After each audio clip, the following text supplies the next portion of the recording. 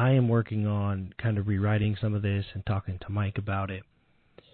And if you know me, then you know I like to say windows and mirrors, which basically means every time you're upset and you're looking out there, thinking you're looking out the window, you're probably looking in a mirror. You're probably upset about yourself. It's something in you. And the whole concept of windows and mirrors is that we can't navigate the world until we can see ourselves for who and what we are. And I've had a few conversations with this about Mike. It is the very first step in this whole journey. If you want to go on this gray wolf journey, the journey that I'm on, the very first step is recognizing that it's probably a mirror and appreciating how important it is to be able to see yourself. So I'm not sitting on the floor right now, but I will be. I'll be sitting on the floor and I'll be listening in. And if you are here from the Guardian Academy, then there will be homework for you because I want to do something cool for you guys, but I want to know that you're paying attention. So just tune in. There's no video or anything, so you don't have to worry about video or doing weird stuff on camera or anything like that. You can just sit on the floor, preferably, and listen as Mike goes through this. So I think that's all I have to say, and I'm looking forward to the next however many minutes. Okay, well, welcome everybody. Again, my name is Michael Leone, and I am one of the master instructors in our lineage. And so last week we went through an overall orientation as far as what is the master key and what are the 8 steps. What I'd like to do is I'm hoping or assuming everybody went out and got the book. You can just order it. It will really help. It's a little simple book you can read through, and it's going to be one of the many study guides or study tools that we're going to use. So what we want to do today is I'm going to just read through the lesson that my grandmaster had with Master Burian, which was his grandmaster. Now, this lineage is called Donghan, D-O-N-G-H-A-N. It's Korean Taoist lineage. And so it's a warrior, scholar, sage practice. And if you get you look at your book from the Journey Around the Sun in the back, you'll see the Oriental characters on the back of Jing, Qi, and Shen. Warrior, scholar, sage, form, energy and consciousness. It's the the 3 harmonies. So we go through learning the mental aspect or the development of principle, and we also, of course, train physically so we can create the willpower. You can get a lot of this information. It's out there. What I find the real challenge is having the nervous system and having the discipline to adhere to the information. Because that knowledge or information without really the ability to apply it, adhere to it, in some ways it just kind of creates guilt and anxiety. So as we start to go through this process, you have your classes available to you, your breathwork classes. I have a physical class available that we shoot once a week. We have a library available. So you have all the resources necessary to cultivate the willpower to adhere to the principles that we're working on in our journey to self-mastery. So what I'll do is I'm going to read through this, and then I'm going to stop, periodically through the story and provide some insight that I have gained through training with my grandmaster, which is the student in this book, the young boy. Okay? So let's begin. The Dragonfly's Reflection. So on a beautiful, clear day, the grandmaster and his student were strolling beside a crystal pond. The scent of cherry blossoms filled the air. See the dragonfly over there, remarked the student. It sits upon its own image on the water, next to the lotus flower. What question does it ask you? Questioned the grandmaster. What do you mean? Asked the student. It asks, how long have you known yourself? Replied the grandmaster. How long have I known myself? Confusingly replied the student. Well, my whole life. What sort of question is that? Well, how do you look? Asked the grandmaster. Just as I look in the water. See my image reflecting there? The student said, well, now close your eyes. Now how do you look? Asked the grandmaster. Somewhat reluctantly, the student closed his eyes and answered, well, I can see some of my features, but dimly. With Mudo, said the Grandmaster, you will learn to see yourself clearly. So I guess, again, my point is we need to get everybody to a good, clear starting point. And we use some pretty powerful tools. We do an elemental constitution where we physically look at the shape of your face and the shape of your body.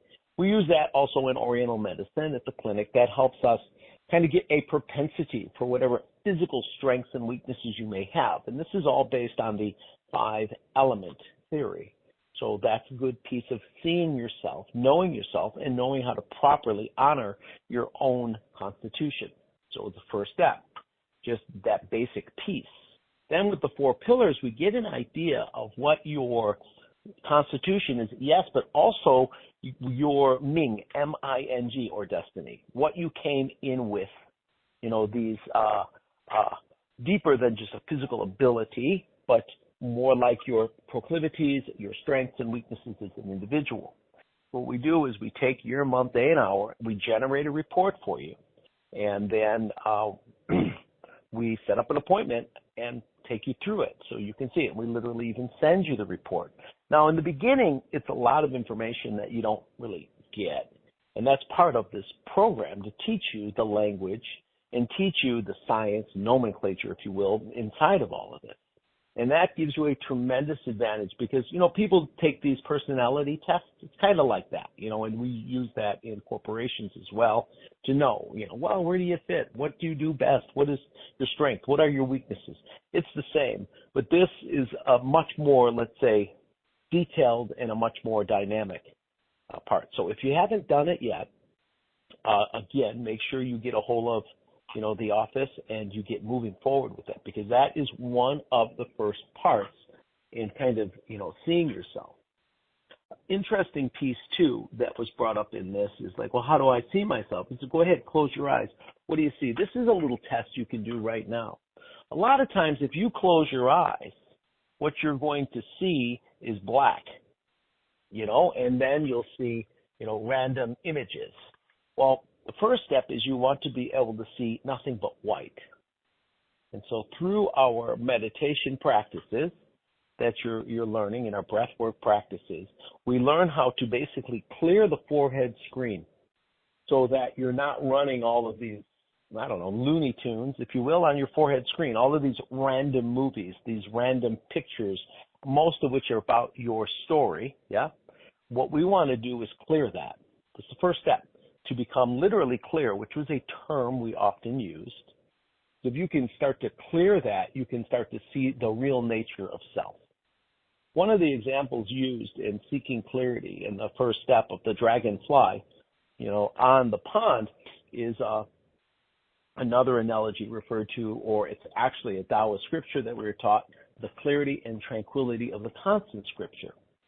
And so, going all the way back beyond just, okay, what do I physically look like and what are some of my personality traits, which are very important, but more important than that is what is my true nature of self.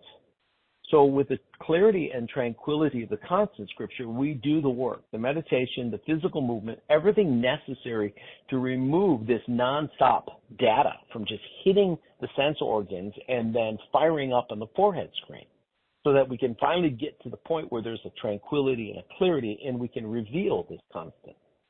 The analogy we use is the concept of, and I'm grossly simplifying this, okay, so, because it's a really long scripture, and so I'm going to do it in kind of Western terms.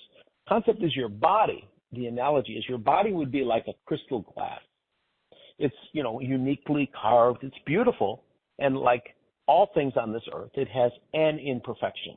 Because if you think about it, imperfection is a prerequisite of infinite divisibility. In other words, if you look at every blade of grass that's been on this planet, there's been quite a few, every one of them has been unique. What has allowed that is imperfection. Imperfection allows infinite divisibility. So often, we scorn our imperfections when in fact they're the price for being. So you're this imperfect crystal glass. Now, it could break. It's fragile. One wrong move, it's gone. But that's the body. Then you say, okay, fill that glass because it can contain chi now. You fill it with water. So that's the life force energy. And as soon as you're done filling it, it begins to evaporate. So now if you think about it and look at yourself from this perspective, you're in a very impermanent and unstable body with a life force that's just hour by hour depleting away. Okay, but that is the necessary, structure for a vessel. Once that vessel is apparent, consciousness will reside in it. So that consciousness, in this case, will take the form of like a diamond. The diamond drops in immediately, and right behind the diamond comes a good pinch of dirt, which is mind and now mix. So the human condition is you're basically, identifying as this impermanent, turbid, evaporating being. It creates anxiety because you think about the future, it's uncertainty. It creates depression because loss, even good memories are sad memories. So we're constantly flip-flopping with this massively, intense mind movement of depression and anxiety because we're identifying with the evaporating water, the unstable glass, and the turbid thought. So the cultivation and the work, the clarity comes from tranquility. No, you learn how to sit. You learn how to focus the mind, and you learn how to basically pull the mixer out of the glass. Stop mixing the water. And after a bit, after the work is done, the water begins to calm, and all of the particles, the turbidity drops.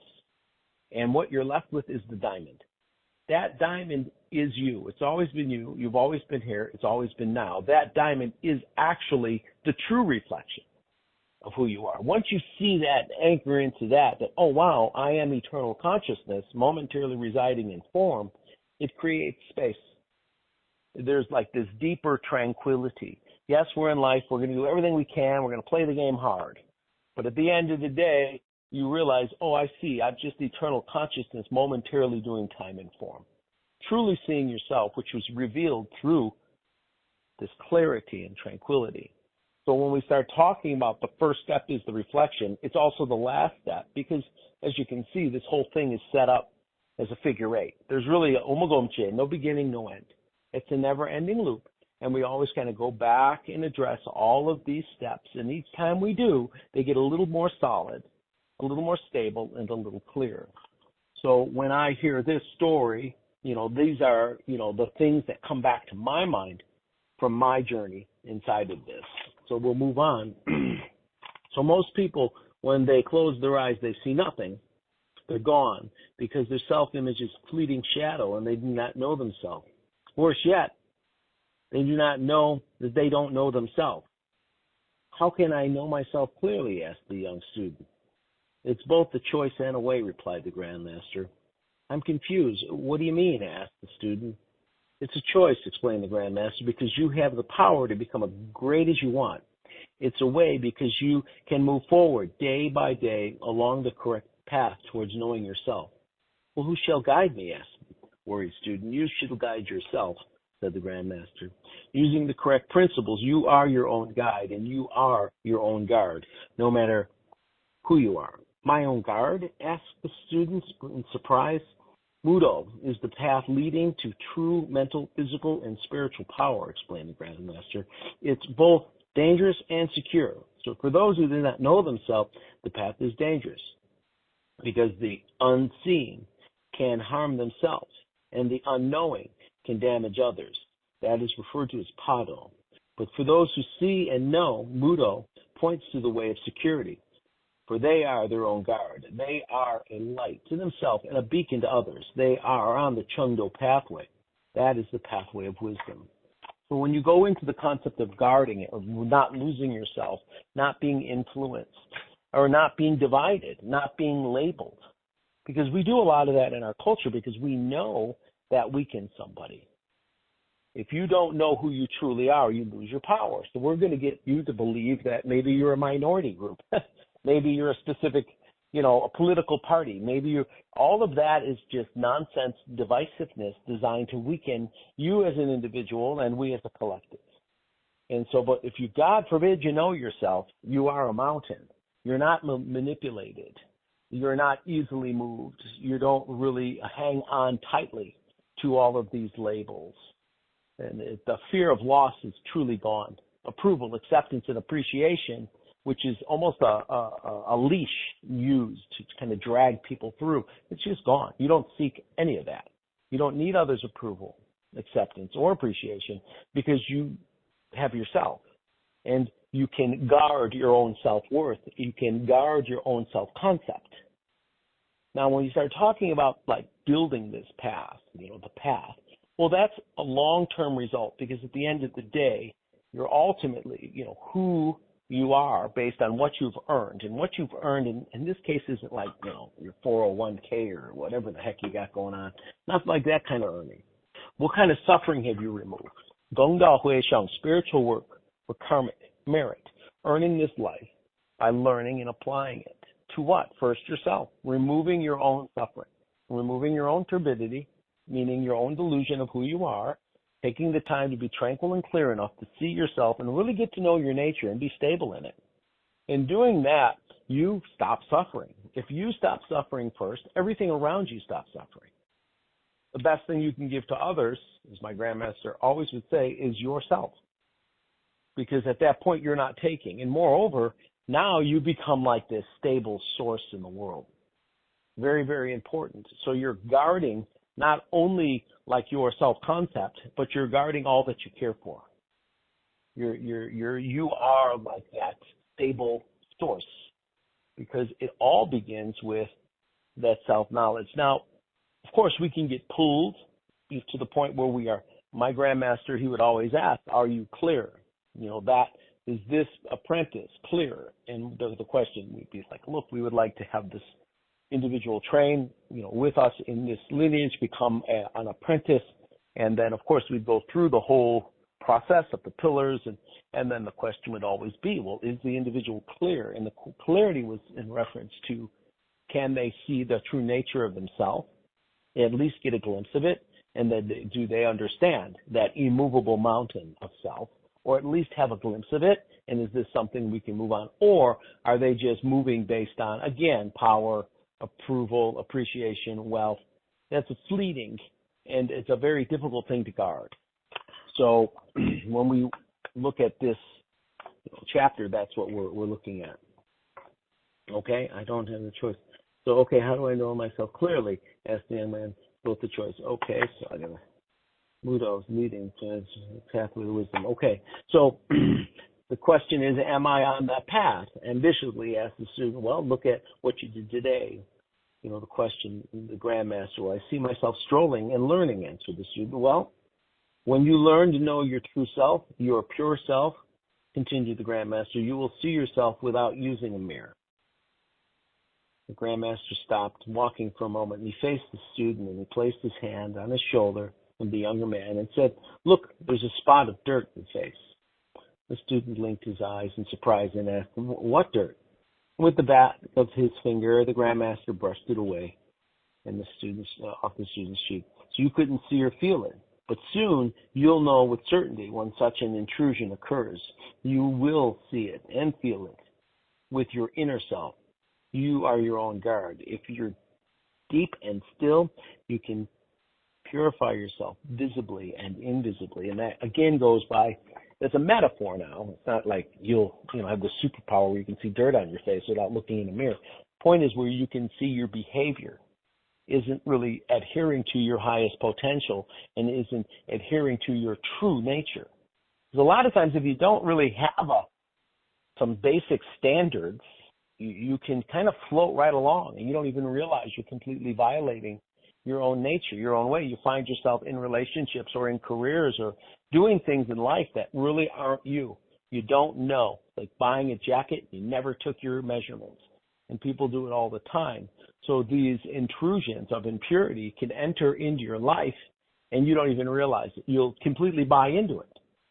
Or even worse, you'll be manipulated into believing you're something you're not, for the hope and gain of others, either to suppress you or to take from you, kind of projecting and manipulating, because you don't know yourself. There's a certain level of naive there, and that's, again, coming from not doing the work. But knowing yourself, you cannot be moved. And knowing yourself, you're confident and comfortable in the situation, even when, everybody else disagrees. The ability to stand up and just dissent and say, no, that's not it. That's not me. I'm not doing this. Very few people have that kind of inner strength. they'll immediately move. And that's, again, one of the problems that we have, within societies. We're like, good news is we're herd creatures. Bad news is we're herd creatures. And in doing that, we often sacrifice ourselves. And so, that's a key piece. So moving on. Deep and still, asked the student. Like this deep pond, replied the Grandmaster. By contrast, shallow water can be noisy with much splashing. Pado is shallow and noisy. Chungdo brings you into deep, still water that moves slowly with principle. That brings forth power. The deeper the water, the stronger the power. The stillness is truly the voice of destiny. So how shall I find myself, wondered the student. So that's something to really consider. Me personally, I've always, been taught and always lent towards it. You know what? You don't say much. You do it all. If you're out there saying everything, you tend not to be the one doing it. Do it. Be it. And then sure, say it if that's your position and that's something you needed. But generally speaking, that deep water, there's something there and it's deep. It's not something you got to dive deep in to get it even. But if it's shallow, it's false, it's really loud, fast running, splashy, and there's not much there. Soon to evaporate. So it's, be that, say little, do a lot, be it. Again, what happens with me a lot of times because of the nature of my job and my position, I find myself at these events and conferences that are involved in healing and wellness and a lot of metaphysics and stuff, and it's fine. I'm not really, if you know me, you'll see, I'm not really a social networking guy. I prefer to, be in the mountains or be at home with my kid or swing my sword or, it's better for me personally, but I'll go. And you have the people, they'll come up to you and they will carry on about their credentials. Yeah, so I have this and I'm a master of that and I got this and I can do this and see I can do my chi. And they just carry on. And I'm like, look, I got a new policy. I learned this decades ago. I'll listen to you about what amazing Reiki master you are and all of your understandings of metaphysics for as long as you're standing in horse position. I will stand there in horse position right there and I will listen to you until you stand up. I can stay there for an hour or so. Fine, I'm good with that. They do it all the time, but they can't. And so that ensures me a short conversation. I learned that's how I protect myself from this nonsense. It's just, I'm not into it. And I don't want to sit here and talk to you about a whole bunch of stuff that you know about, but you're not. You're not it. If you were it, you'd be able to stand there. This is not what you know that's going to change your life. It's what you become.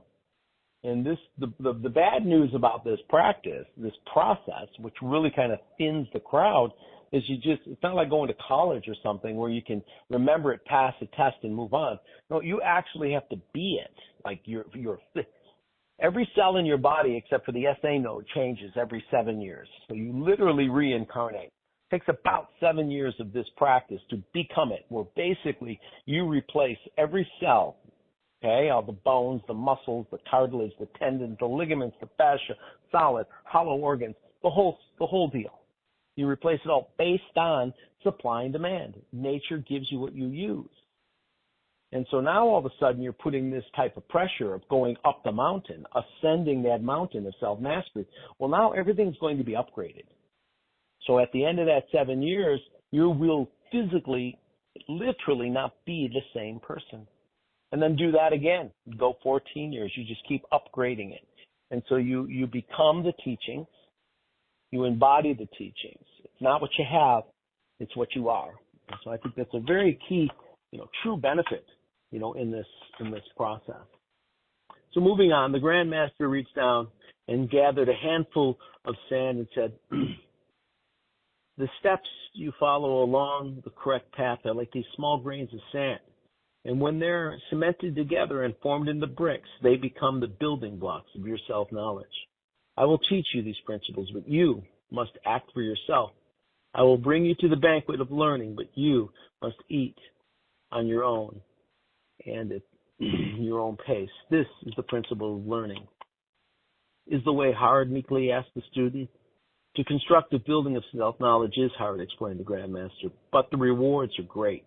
And once you have finished the task, you will feel secure within your building, your temple of wisdom. You will feel a peace no matter what storms may descend upon you.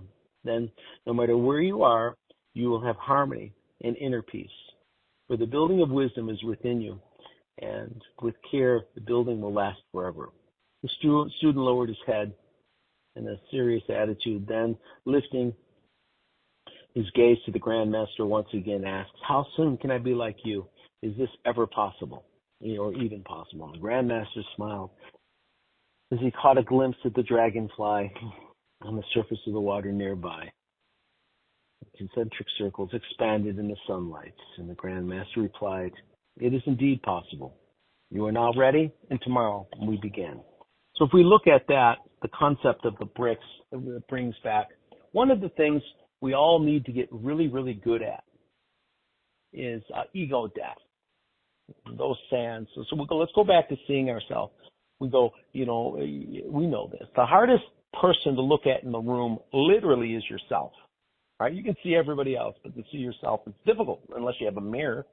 And so it's easy to see the weaknesses or even the strength in others, but not yourself. So the ability, we call that turning the light around and seeing yourself without judgment. And it's hard. People hate it. And then you start trying to, the way we were taught, we live with our Grandmaster. So whenever we were in violation of these principles, it was pointed out in your behavior in real time. And my God, it was hard. And I'll be honest with you, most of us quit because you were constantly being disassembled, basically. It's a crushing process because you think you're on it and you're not. And being around my Grandmaster was very tough. And so what happens is you got to build up to that. So the way we do it is it's easier to change your body than your mind as far as ego is concerned. So if I come to you and I say, "Hey, listen, you're a little pretentious, you're kind of delusional, you greatly overestimate your value and your knowledge. If we judge by the results and the people around you, you're creating more suffering than good." Well, that's, true words are seldom kind, and kind words are seldom true, and that's kind of harsh. And especially if you don't know me. But if you know and we've trained, then the first thing is like, yeah, well, how about this? Your hamstrings are really tight. You're not going to go through ego death because you got tight hamstrings. And you'd be like, okay, well, what do? All right, we're going to do some forward folds. We're going to go through this process, breathe. We're going to take time, 3 minutes, the whole thing. And now you start getting results. But what you did is you identified something that wasn't its highest potential, and it didn't crush your ego because you didn't really attach too much to it, and you overcame it. And it's like, okay, well, now we're in this horse stance. Well, you know what? Your feet, they have to be parallel. Your hips have to be over your heels, your shoulders over your hips. Okay, we make these adjustments. And a funny thing is you're going to be standing there thinking you're nailing it, right? And that's why we usually walk through the room with like a staff. We put it right on the sacrum and then right between the shoulder blades and right there at the occipital ridge. And they all should touch. They never do. Your rear end's usually way out. And you think you're nailing it. You're not. So that alignment, you can't even see your own body. It's a weird thing. It kind of freaks me out still till today, because I'm like, okay, lift your left arm and then lift your right. And it's like amazing. So it's like, okay, we have to turn and actually get your feet to align, get your kneecaps to point in the same direction as your toes. All of this basic proprioception and body awareness begins the muscle that's sand making bricks. Just begins the muscle of humbly turning around and upgrading. That's basically what that is. And then you develop confidence in yourself and the process. You're like, okay, this isn't about just trying to beat me up and make me weaker or make fun of me. And no, this is working. I'm applying it. It's terrible. It's painful, but it's not suffering. And I'm improving. So then what happens is you develop the ability to make bricks, which are these micro grains, these micro adjustments. And you get good at being bad at things. I work with that with my son. He wants to do it perfect, and he gets all upset and embarrassed because he can't line up his toes and he's trying to jab, but he's not. It's like, okay, son, who cares? You're going to do it 108 times to remember it, 1,000 times to do it, and 10,000 to master it. It's just like running scales, right, on a guitar. You just Who cares? I'm not good at it. I've learned that a long time ago. I'll just drill down it. I'll just run those scales until, I know after 10,000 times it'll be clean. Get good at being bad at things. And that's being, letting that ego go. And then what will happen is you start to develop the ability to see your own behavior. I know my nature. My nature is harsh. I'm not an approachable person.